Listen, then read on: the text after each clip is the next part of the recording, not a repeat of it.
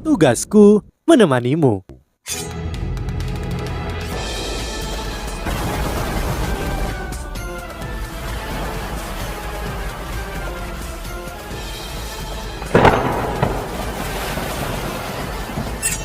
Hai sahabat Pasuk, kembali lagi bersama alur cerita versi novel Solen 2 Sekte Tang yang tak tertandingi. Jangan lupa like, subscribe, dan nyalakan tanda lonceng. Mari kita lanjutkan. Kinerja dan potensimu benar-benar membuatku terkesan. Selain itu, kamu adalah orang yang sangat baik, yang menghargai kerja keras. Karena itu sebelum aku meninggal, aku memutuskan untuk memberikan pil ini kepadamu. Namun, energi di dalam pil itu pada akhirnya terlalu merusak bagimu untuk diserap secara langsung. Juga kamu tidak memiliki kemampuan untuk menyerapnya saat itu. Jadi aku mencari Xiaoyao dan memintanya untuk memberimu atas namaku.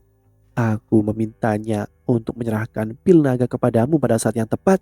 Jika tebakanku benar, kamu pasti hampir terbunuh oleh serangannya ketika kamu bertemu dengannya sebelumnya. Namun kamu harus mengerti bahwa dia tidak menargetkanmu. Ia hanya ingin memastikan tubuhmu tetap kosong dan bersih dari segala kotoran. Energi dalam pil tidak seharusnya menyatu dengan kekuatan jiwamu. Itu seharusnya menyatu ke dalam darahmu.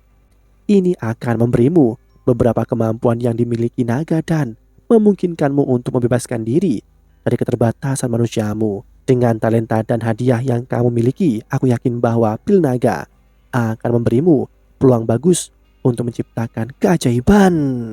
Namun, aku tidak berharap hari ini akan tiba begitu cepat. Selain itu, keputusanmu juga melampaui apa yang kami harapkan dan rencanakan. Aku tidak percaya kamu memilih untuk menggunakan metode pelengkap yin yang. Kamu benar-benar berani. Kamu harus tahu berapa banyak mosroh yang gagal dan mati setelah memilih jalan ini. Ini adalah jalan yang tidak bisa dilalui, bahkan dengan ketangguhan jiwa mosroh. Namun, kamu tetap mendukung keyakinanmu dan ingin melakukannya dengan tubuh manusia. Dengan keberanian dan tekad yang kamu miliki, aku bangga menyebutmu sebagai muridku karena kamu telah memilih jalan ini. Sebagai gurumu, aku harus membantumu terlepas dari apa yang diperlukan. Sekarang, setelah energi di dalam pil naga telah habis, kamu dapat terus mengolahnya sementara aku mengendalikannya dan membantumu menggabungkannya ke dalam darahmu.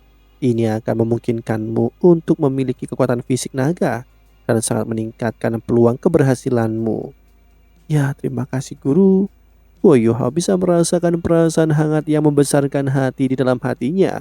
Wo Yuhao tahu dia hanya bisa membayar gurunya dengan memastikan kelangsungan hidup dan kemakmuran akademis Rex. Sekarang bukan saatnya untuk menikmati percakapan yang terlalu panjang. Wo Yuhao bisa merasakan bagaimana gelombang energi dalam tubuhnya menjadi lebih kuat.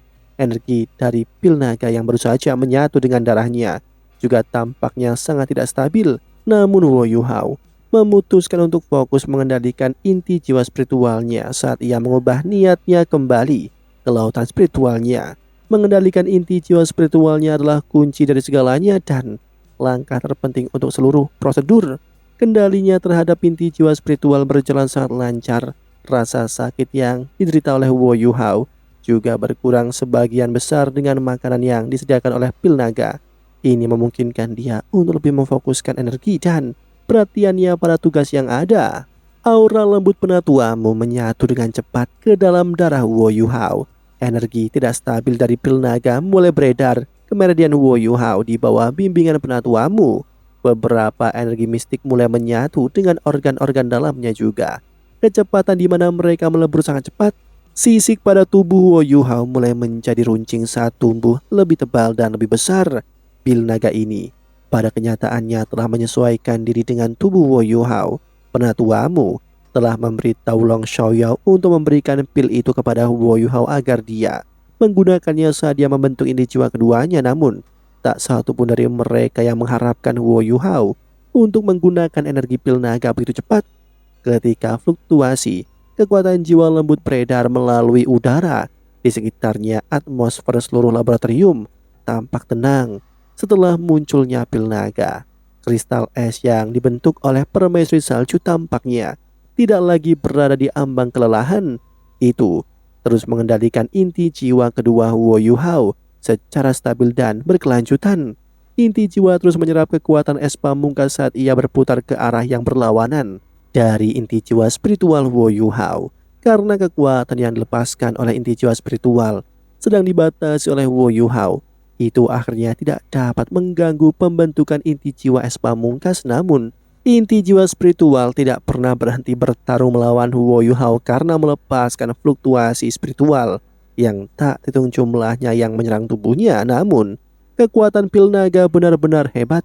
Wo Yuhao merasakan energi berlimpah melonjak di sekujur tubuhnya. Sebelumnya dia merasa seolah-olah tubuhnya akan terkoyak oleh fluktuasi spiritual, namun sekarang jauh lebih mudah baginya untuk menahan tekanan meskipun itu masih menyakitkan. Dia tidak lagi merasa seperti akan hancur ketika setiap detik dan menit terus berlalu. Wo Yuhao mulai menjadi jauh lebih santai. Tiba-tiba aura penatuamu menghilang karena seluruh tubuh Wo Yuhao memakai warna emas yang seragam. Inti jiwa di dadanya telah tumbuh 2 kali lipat dari ukuran aslinya, sekarang menyerupai kristal es biru karena kecepatannya terus meningkat. Karena Wo Yuhao sekarang mampu menahan dampak yang lebih besar, permaisuri salju telah memutuskan untuk mempercepat proses pembentukan inti jiwa. Semakin cepat prosesnya berakhir, semakin sedikit rasa sakit yang harus diderita oleh Wo Yuhao. Namun keadaan damai ini tidak berlangsung lama. Segera rasa sakit mulai menyerang lagi. Kekuatan dalam inti jiwa spiritual tampaknya tak ada habisnya ketika mulai meluncurkan serangan yang semakin intens pada inti jiwa kedua Wo Yuhao. Sensasi menyakitkan telah kembali. Wo Yuhao tahu dia harus bertahan melalui ini, tidak peduli apa, terutama setelah gurunya membantunya.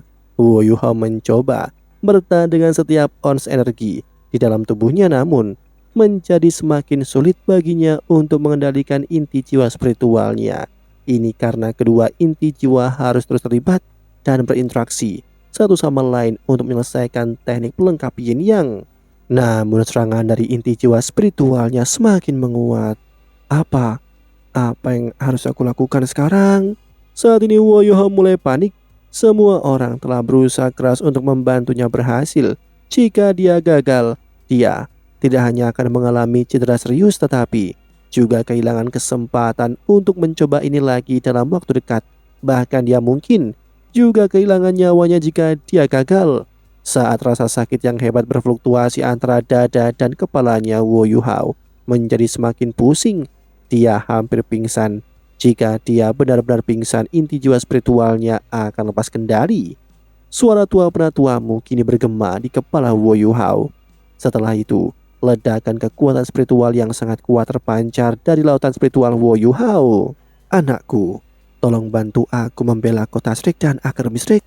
Jaga sekte Tang dengan baik. Aku akan selalu bangga padamu. Kekuatan spiritual ini memasuki aura yang sama dengan auranya.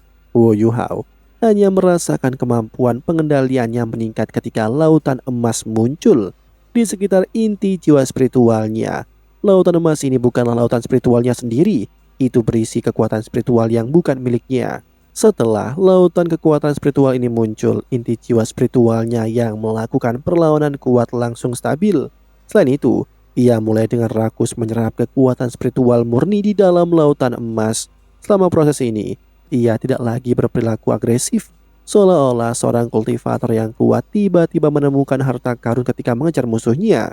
Dia pasti akan memilih untuk membiarkan sementara musuhnya pergi saat ia fokus pada harta yang sangat berharga. Saat ini jiwa spiritual mulai stabil, pusing dan sakit Wo Yuhao secara alami mereda. Dia terkejut menemukan bagaimana dia dapat mengendalikan kekuatan spiritualnya dengan lebih mudah. Setelah diselimuti oleh lautan emas, inti jiwa spiritualnya jauh lebih patuh. Pada saat yang sama, Wo Yuhao tidak bisa lagi merasakan perlawanan inti jiwanya terhadap inti jiwa es pamungkasnya. Suara penatuamu bergema sekali lagi. Yuhao, ini yang bisa aku lakukan untukmu. Kamu harus berjalan sendiri di masa depan.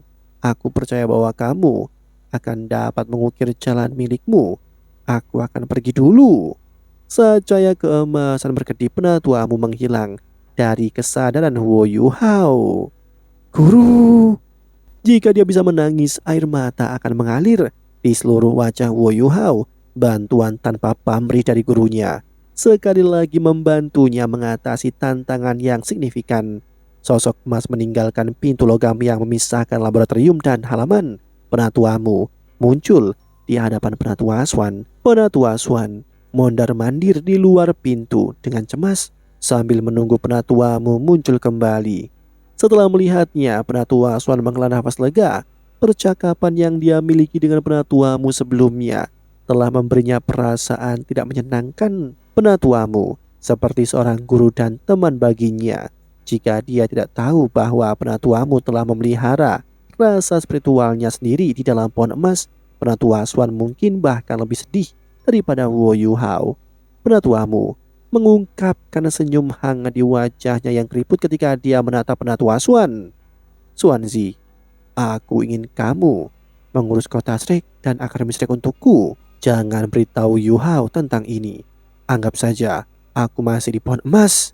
Setelah menyelesaikan kalimatnya, sosok emas penatuamu hancur menjadi partikel emas yang tak hitung jumlahnya yang menghilang ke udara. Penatua Swan terpana dengan apa yang baru saja dia saksikan. Dia tidak bisa lagi merasakan kehadiran penatuamu. Penatuamu, penatuamu. Penatua Swan terhuyung mundur ketika dia mencoba untuk memahami semuanya. Bahkan dengan kemampuan limit Doulo, dia hampir tersandung dan jatuh. Seluruh tubuhnya bergetar hebat ketika dia ingin menjerit dan mengekspresikan rasa sakitnya. Namun, rasionalitasnya menahannya. Di istana kekaisaran, di dalam kota bercahaya, Kekaisaran Ryu, sebuah surat rahasia tergeletak di meja Sutiaran. Ada logo jeruk mandarin alias juicy yang menggemaskan di pembuka amplopnya. Setelah melihat surat ini, Sutiaran mengungkapkan senyum lembut. Sepertinya surat juicy akhirnya ada di sini.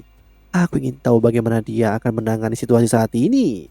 Pencarian menyeluruh telah dilakukan selama beberapa hari terakhir, tetapi mereka masih tidak dapat menemukan musuh mereka. Sepertinya mereka telah menghilang tanpa meninggalkan jejak setelah menyelinap menyerang kota bercahaya.